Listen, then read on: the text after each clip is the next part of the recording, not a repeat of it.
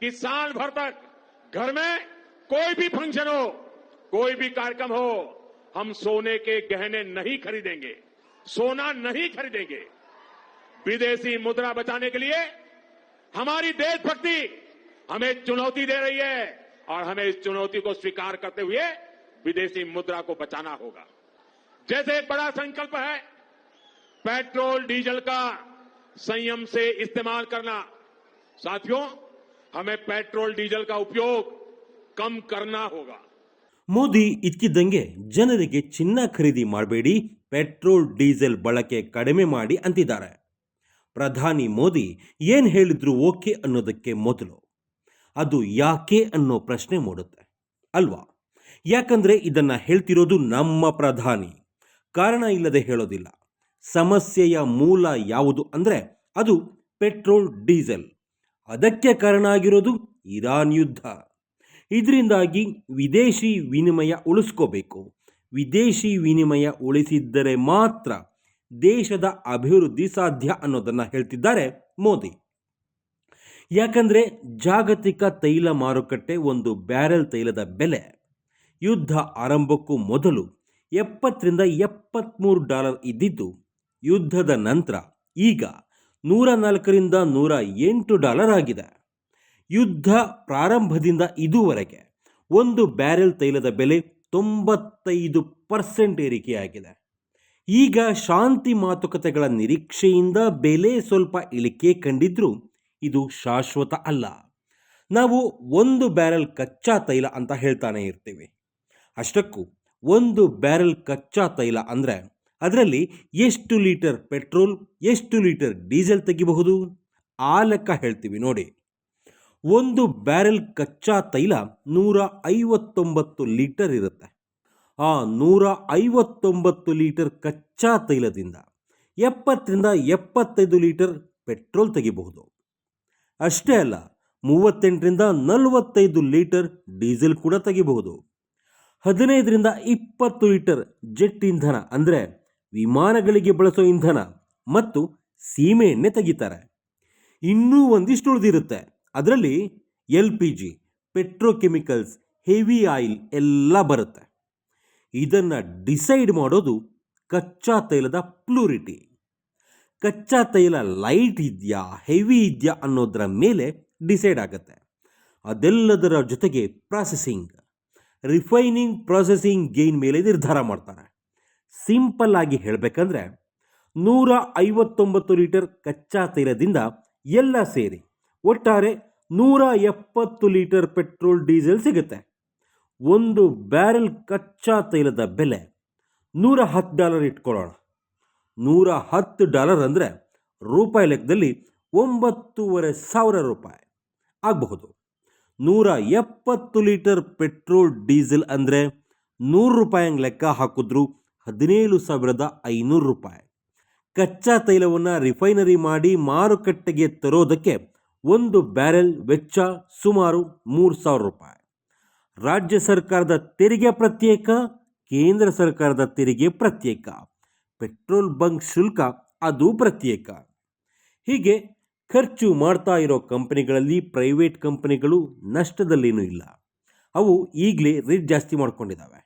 Of course ಸರ್ಕಾರ ಅವುಗಳ ಮೇಲೆ ಕಂಟ್ರೋಲ್ ಇಟ್ಕೊಂಡಿದೆ. ಸದ್ಯಕ್ಕೆ ಈಗಿನ ದರ ಏರಿಕೆಯಿಂದ ಆಗ್ತಾ ಇರೋ ನಷ್ಟ ಎಷ್ಟು ಗೊತ್ತಾ? 10 ವಾರಗಳಲ್ಲಿ 3 ತೈಲ ಕಂಪನಿಗಳಿಗೆ 1,00,000 ಕೋಟಿ ನಷ್ಟವಂತೆ. ಇದು ಸರ್ಕಾರವೇ ಹೇಳ್ತಿರೋ ಒಂದು ಅಂದಾಜು ಲೆಕ್ಕ. ಇದ್ಯಾವುದು 100% ಪಕ್ಕಾ ಲೆಕ್ಕ ಅಲ್ಲ, ಒಂದು ಅಂದಾಜಿನ ಲೆಕ್ಕ. ಭಾರತಕ್ಕೆ ಬೇಕಾಗಿರೋ ಕಚ್ಚಾ ತೈಲ ಭಾರತದಲ್ಲಿ ಸಿಗೋದಿಲ್ಲ. ಭಾರತದಲ್ಲಿ ತೈಲ ನಿಕ್ಷೇಪಗಳಿಲ್ಲ. ಬೇರೆ ದೇಶಕ್ಕೆ ಡಿಪೆಂಡ್ ಆಗಲೇಬೇಕು. ಆಲ್ಮೋಸ್ಟ್ 90% ಕಚ್ಚಾ ತೈಲ ಗಲ್ಫ್, ರಷ್ಯಾ, ಕೆನಡಾ, ಅಮೆರಿಕದಿಂದ ಬರುತ್ತೆ. ಭಾರತದಲ್ಲಿ ಸದ್ಯಕ್ಕೆ ಇರೋದು $120-150 ಬಿಲಿಯನ್ ವಿದೇಶಿ ಹಣ. ಫೋರೆನ್ಸಿಕ್ ಇನ್ಫ್ಲೋ ಏನಿದೆ ಅದರಲ್ಲಿ 50% ಫೋರೆಕ್ಸ್ ಮನಿ ಪೆಟ್ರೋಲ್ ಡೀಸೆಲ್ಗೆ ಖರ್ಚಾಗುತ್ತೆ. ಹೀಗೆ ಹೇಳ್ತಾರೆ ಮೋದಿ. ಅದರಲ್ಲಿ ಡೌಟ್ ಏನೂ ಇಲ್ಲ. ತೈಲ ನಿಕ್ಷೇಪಗಳಿರೋ ಅಮೆರಿಕದಲ್ಲೇ $4-5 ಜಾಸ್ತಿ ಆಗಿದೆ ಲೀಟರ್ಗೆ. ಇಂಗ್ಲೆಂಡ್, ಫ್ರಾನ್ಸ್, ರಷ್ಯಾ ಅಷ್ಟೇ ಯಾಕೆ, ಗಲ್ಫ್ ದೇಶಗಳಲ್ಲೂ ಪೆಟ್ರೋಲ್ ಡೀಸೆಲ್ ದರ ಮುಗಿಲು ಮುಟ್ಟಿದೆ. ಪಾಕಿಸ್ತಾನದ ವಿಚಾರ ಕೇಳೋದು ಬೇಡ ಬಿಡಿ.